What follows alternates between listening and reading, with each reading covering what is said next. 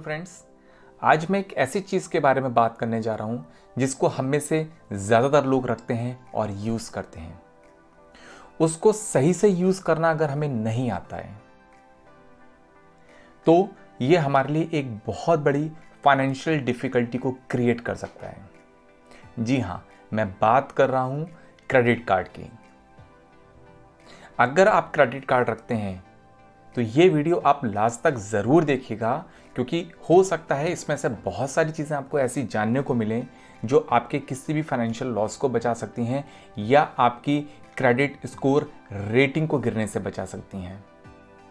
आपको इस वीडियो से रिलेटेड कोई भी क्वेरी हो, आप ऊपर दिए गए नंबर पर अपना मैसेज ड्रॉप कर सकते हैं। तो चलिए अब बात करते हैं क्रेडिट कार्ड है क्या। क्रेडिट कार्ड एक तरीके का प्री अप्रूव्ड लोन है जो बैंक आपको एक प्लास्टिक कार्ड के थ्रू दे देता है, जिससे आप कुछ भी बाय कर सकते हैं, जिससे आप यूटिलिटी बिल्स को भी पे कर सकते हैं। बात यह आती है कि क्रेडिट कार्ड रखना सही है या गलत। इसका आंसर बहुत सीधा सा है कि ये डिपेंड करता है रखने वाले के ऊपर और उसको यूज़ करने के ऊपर, साथ साथ क्या आपको उसकी सारी जानकारियाँ हैं भी या नहीं। अगर आपने बैंक से क्रेडिट कार्ड ले रखा है तो क्या आपको वो सारी टर्म्स एंड कंडीशंस पता हैं जिन टर्म्स एंड कंडीशंस में बैंक ने आपको क्रेडिट कार्ड दिया है।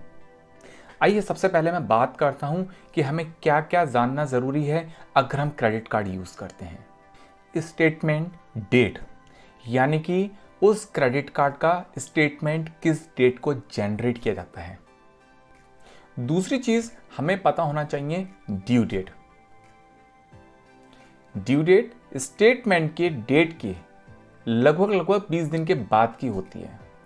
तीसरी चीज टोटल ड्यू अमाउंट कितनी है, यानी कि जो स्टेटमेंट हमारा जनरेट हुआ है, जिस डेट को हमारा स्टेटमेंट जनरेट हुआ है उस डेट तक हमारा टोटल ट्रांजैक्शंस कितने का हुआ उस क्रेडिट कार्ड से और हमें टोटल अमाउंट कितनी पे करनी है।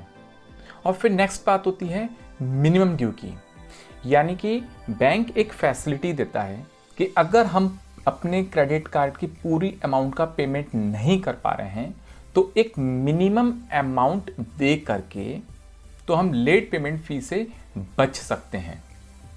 इन सारी बातों के बारे में मैं डिटेल में बात करूंगा कि किस तरीके से आप इन चीज़ों को समझें और किस तरीके से आप इसको यूज़ में लेकर के आएँ, जिससे कि आपकी सिविल रेटिंग यानी कि क्रेडिट स्कोर डिस्टर्ब ना हो, साथ साथ आप पे ना कोई फाइनेंशियल चार्जेस लगें और ना ही आप पर किसी तरीके का इंटरेस्ट और पेनल्टी। आज की यंग जनरेशन के लिए प्लास्टिक कार्ड एक काइंड ऑफ फैशन भी है, लेकिन ध्यान रखिए ज़रूरत से ज़्यादा क्रेडिट कार्ड रखना आपकी सिविल रेटिंग को डाउन कर सकता है। जी हाँ, कैसे? क्योंकि अगर आप 2-3 कार्ड से ज़्यादा कार्ड रखते हैं तो ये शो करता है कि आपकी क्रेडिट हंगरनेस बहुत ज़्यादा है, यानी कि ज़्यादा से ज़्यादा आपको 3 क्रेडिट कार्ड्स रखने चाहिए। जितने कम कार्ड रखेंगे पेमेंट की रेगुलरिटी भी उतनी ही ज़्यादा इजी वे में आप मेंटेन भी कर सकते हैं और टाइमली पे भी कर सकते हैं। अब मैं बात करता हूँ जो मैंने सबसे पहली बात की थी, स्टेटमेंट डेट क्या है। स्टेटमेंट डेट यानी कि एक डेट जिस डेट पर बैंक आपके स्टेटमेंट को जनरेट करता है लास्ट ट्रांजैक्शंस के लिए। सपोज कर लिए आपकी स्टेटमेंट डेट है 15th ऑफ एवरी मंथ, तो 15 नाइट को बैंक एक स्टेटमेंट जनरेट करेगा उस डेट तक आपने जितने भी ट्रांजैक्शंस किए हैं उन ट्रांजैक्शंस के लिए, और उस स्टेटमेंट डेट से लेकर के लगभग 20 डेज का ग्रेस पीरियड आपको मिलता है, जिस ग्रेस पीरियड के बाद एक ड्यू डेट फॉल करती है। उस ड्यू डेट पर आपको उस बिल का पेमेंट करना होता है। तो 16 से आप जो भी ट्रांजैक्शंस करेंगे वो आपके नेक्स्ट स्टेटमेंट में रिफ्लेक्ट होगा।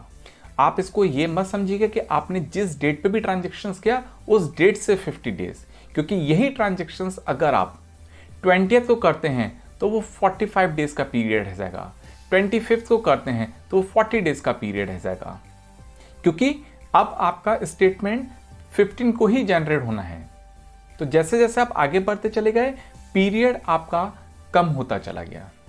दूसरी बात, स्टेटमेंट में एक होता है टोटल ड्यू अमाउंट और एक होता है मिनिमम पेमेंट अमाउंट।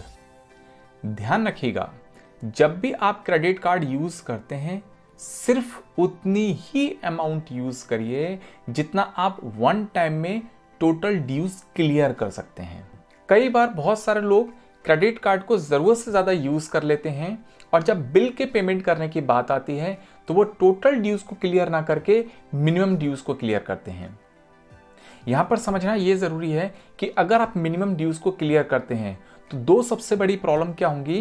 पहली चीज, एक तो इंटरेस्ट रेट बहुत हैवी लगना शुरू हो जाता है और दूसरी सबसे बड़ी प्रॉब्लम कि आपकी सिविल रेटिंग भी इंपैक्ट होना शुरू हो जाती है। इसलिए इन दोनों ही प्रॉब्लम से बचने के लिए आप एक तो क्रेडिट कार्ड उतना ही यूज करें जितना आप टोटल अमाउंट एक बार में ही पे कर सकते हैं और क्रेडिट कार्ड पर मिनिमम अमाउंट को पे ना करके टोटल ड्यूज को ही क्लियर करिए। Security pin, CVV number, OTP, ऐसी इंपॉर्टेंट और कॉन्फिडेंशियल इंफॉर्मेशंस किसी के साथ शेयर नहीं करना चाहिए। एक बात समझना और ज़रूरी है, बहुत सारे कार्ड्स ज्वाइनिंग फीस भी लेते हैं या रिन्यूअल फीस भी लेते हैं, बहुत सारे कार्ड्स नहीं भी। तो ज्वाइनिंग फीस या रिन्यूअल फीस आपके कार्ड पे एप्लीकेबल है या नहीं है, इसको एक बार आप अपने बैंक से ज़रूर कंफर्म कर लें। जो मैंने आपको मिनिमम पेमेंट की बात बताई, इसमें एक बात ध्यान और रखना है। कई बार क्या होता है कि बहुत सारे लोगों का क्रेडिट कार्ड की लिमिट उनकी लगभग पूरी यूज हो चुकी होती है, तो बहुत ज़्यादा चांसेस हैं कि नेक्स्ट स्टेटमेंट में उनके क्रेडिट कार्ड की मैक्सिमम लिमिट एक्सीड कर जाए। उसका रीज़न है कि कई बार ट्रांजैक्शन नहीं भी किया, लेकिन जब आपका स्टेटमेंट एक अपनी अपर लिमिट पर पहुंच चुका है, मैक्सिमम लिमिट पर पहुंच चुका है, तो उस बिलिंग साइकिल पे जो इंटरेस्ट रेट लगेगा वो इंटरेस्ट रेट लग करके आपके क्रेडिट कार्ड की लिमिट एक्सीड हो सकती है। इसलिए मिनिमम ड्यूज को जितना ज़्यादा हो सके उतना ज़्यादा अवॉइड करने की कोशिश करिए। हमेशा अपने पूरे ड्यूज को क्लियर करने की कोशिश करिए। दोस्तों, मैंने यहाँ जितनी भी इंफॉर्मेशन शेयर की है ये एक कॉमन इंफॉर्मेशन है, लेकिन डिटेल में जानने के लिए या पर्टिकुलर इंफॉर्मेशन जानने के लिए आप अपने बैंक से या कस्टमर केयर से ज़रूर कांटेक्ट करें और आपको क्रेडिट कार्ड के समय पे जो टर्म्स एंड कंडीशंस के आपको डॉक्यूमेंट्स मिलते हैं उनको ज़रूर केयरफुली रीड करिए। अब मैं आपके साथ वो बात शेयर करने जा रहा हूँ जो जनरली एक मिथ की तरह है।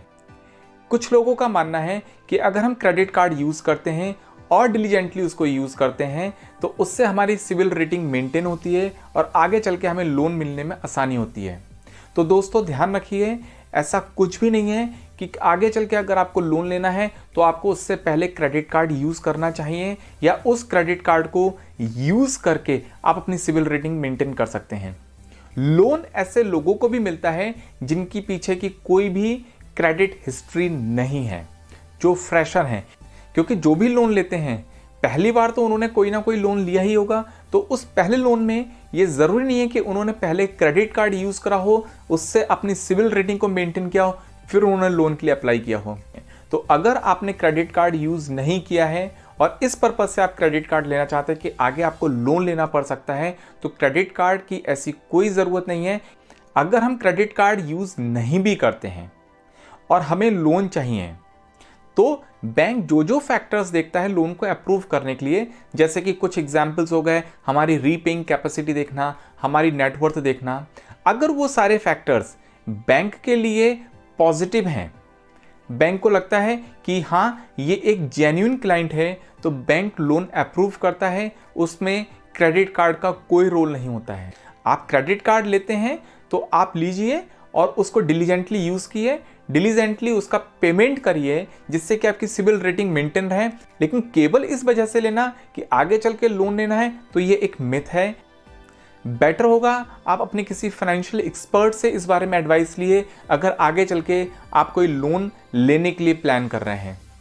अगर आपको मेरी ये वीडियो अच्छी लगे तो आप इसको लाइक करना ना भूलें, साथ में चैनल को ज़रूर सब्सक्राइब कर लें और दूसरे लोगों के साथ भी ये इन्फॉर्मेशन शेयर करें और साथ में बेल आइकन ज़रूर प्रेस कर दें, क्योंकि आगे मैं बहुत सारी ऐसी इन्फॉर्मेटिव वीडियो आपके लिए लेके आने वाला हूं जो आपके लिए किसी भी फाइनेंशियल लॉस से बचा सकता है और आपकी वेल्थ को ईजिली मेंटेन कर सकता है।